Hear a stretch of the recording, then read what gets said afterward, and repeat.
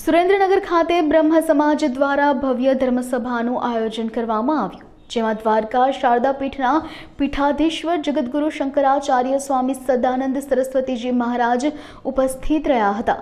ધર્મસભાને સંબોધતા જગતગુરુ શંકરાચાર્ય મહારાજે લોકોને સનાતન ધર્મની રક્ષા અને હિન્દુઓને સંગઠિત થવા માટે પ્રેરણા આપી હતી। તેમણે સ્પષ્ટ શબ્દોમાં જણાવ્યું હતું કે હાલના સાંપ્રદાયિક સમાજમાં હિન્દુ ધર્મનું વર્ચસ્વ જળવાઈ રહે તે માટે દરેક હિન્દુએ જાગૃતિ દાખવવી આવશ્યક છે। આ ભવ્ય ધર્મસભામાં મોટી સંખ્યામાં સનાતન અને હિન્દુ ધર્મપ્રેમી લોકો, આગેવાનો તથા સામાન્ય નાગરિકો ઉપસ્થિત રહ્યા હતા અને સભા અંતે ધર્મ અને સંસ્કૃતિ માટે પોતપોતાના યોગદાનનો સંકલ્પ કર્યો હતો। આદિગુરુ શંકરાચાર્યજીએ સમગ્ર ભારતમાં જે 4 પીઠ સ્થાપી એ પૈકીની એક પીઠ એટલે દ્વારકા શારદા પીઠ।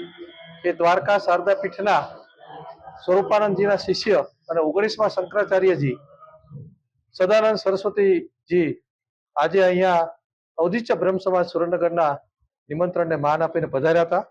અવધૂત બ્રહ્મ સમાજ સુરેન્દ્રનગર દ્વારા સમગ્ર સનાતની ધર્મ પ્રેમીઓ માટે આ ધર્મસભાનું આયોજન કરવામાં આવેલું હતું અને આ ધર્મસભામાં સ્વામીજીએ જે મનુષ્ય જીવન શા માટે છે અને આપણે ધર્મપરાયણ જીવન જીવવું જોઈએ અને ઈશ્વરને પ્રાપ્ત કરવા માટે શું કરવું જોઈએ, તમામ લોકો ઈશ્વર પ્રાપ્તિ માટે સરખા છે, સમાન છે, આવો દિવ્ય સંદેશો અમને આપેલો।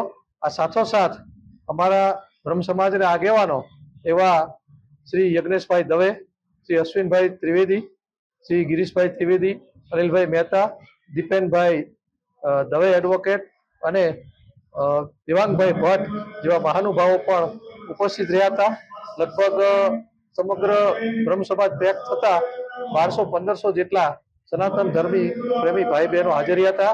મને જણાવતા આનંદ થાય છે કે તમામ સમાજના લોકો આમાં ઉપસ્થિત રહ્યા અને સ્વામીજીનો જે દિવ્ય સંદેશ છે એ પ્રાપ્ત કર્યો અને આવી રીતે આ અવધૂત બ્રહ્મ સમાજ દ્વારા જે ધર્મ સભા છે એ સમાપ્ત થઈ।